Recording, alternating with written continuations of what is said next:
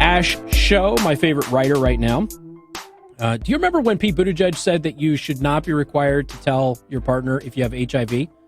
If you were at the undetectable level or something? Yeah, the undetectable phase. Because at that point. If it's undetectable, it can't be transferable, et cetera, et cetera, et cetera. Of course, my initial response to that is you should always tell your partner if you have a sexually transmitted disease, because that's the mature, right thing to do. It is immoral to not do that.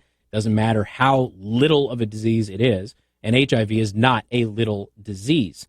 There's also this other aspect of once you stop taking your medication, guess what? It becomes detectable and transferable again, and we know that there are a lot of people, as twisted and sick as this is, who will intentionally try to infect people with HIV, okay? And we all know that people go crazy with a bad breakup, right? So there's all sorts of things that could go wrong with it. Then we ended up, I pointed out at the time, we still don't know everything about this virus, and there's mutations that can happen and everything else. And guess what did we find out? There's a brand new version of HIV out there. They had no idea existed. They had no clue it existed, okay? They just, 2 weeks ago? 3 weeks ago? They just discovered a brand new version of HIV that they had no idea was even out there, all right? So there's that. Oh, sanitizing error at an Indiana hospital may have exposed more than 1,000 patients to HIV. Great. Who's your pride, ladies and gentlemen? Procedures are put in place for sanitizing equipment to be used in surgeries and avoid contamination and exposure to various viruses. Each step of the procedure, no matter how small, is important to ensure the safety of patients and doctors. Do you remember that huge hepatitis thing that we had to deal with about 6 years ago? At the Goshen Hospital in Indiana. Hey, that's in our backyard, Joe. Goshen's a part of Michiana, for those of you in Fort Wayne. A technician missed a step in this process, thereby potentially exposing more than 1,000 surgical patients to HIV, as well as hepatitis C and B. I would like to point out, prior to this, Goshen Hospital has a really good reputation. Okay, so I just want everybody to understand that. I'm not going to be dumping on Goshen Hospital. They really do have a great reputation. And I think they're like the premier heart specialist in the area, right? Liz Fisher, the marketing specialist for Goshen Health, said in a press release that as many as 1,182 patients who had surgery between April and September of 2019 may have been affected. Not infected, affected, okay? While this seems frightening, the hospital made sure to emphasize that the risk of exposure is extremely low. Just to be safe, the hospital is providing potentially impacted patients with free testing for the potential viruses. While our sterile processing and infectious disease experts believe that the potential transmission of bloodborne viruses between patients is extremely remote, out of an abundance of caution, we want to verify through a lab blood test that patients have not been harmed. That is the president and chief medical officer of the hospital. Fisher said in her own statement that those who may have been affected by the improper sterilization have already been sent notification letters. A call center has been set up to answer any patient questions and to set up blood testing. Wow.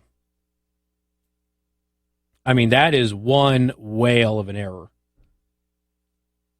But again, I have to bring this back to the notion that you shouldn't tell people that you have HIV. Now, I get that Pete Buttigieg is he's basing this on you're not a risk to anybody, so you don't have to tell them because it's just going to stigmatize you. But that is an immoral decision to make. The person who's on the other end of that relationship should have the option of taking that risk, because it is a risk. And this idea that it's not a risk is completely untrue. The virus mutates. We now have new strains of it that we never knew existed before. We know that if you go off of your medications, it can be transferable again.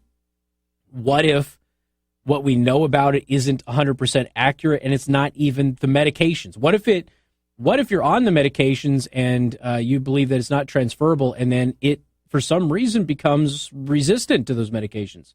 We see this all the time in viruses, all the time. So there's a whole host of reasons to to tell somebody if you have this. Now, obviously, I know it's a bit of a different situation, but the whole reason that I'm bringing this up is that the risk of HIV is very real. The risk of infection of HIV through a myriad of ways is very real. And a lot of people get infected not because of sexual activity.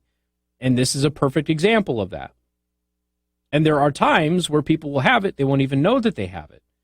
And I mean, I'm praying for everybody here, everybody involved in this, that this is going to not negatively impact somebody permanently. Obviously, there's going to be some inconveniences and there's going to be some fear that's happening with this.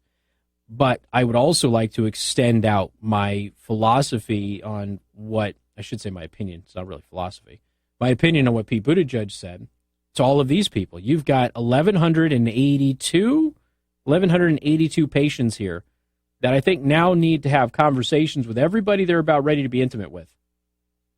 That this is a risk. I don't think I have it. They're hopeful that I don't have it. It's unlikely that I have it, but guess what? I was exposed and potentially may run this risk of getting this.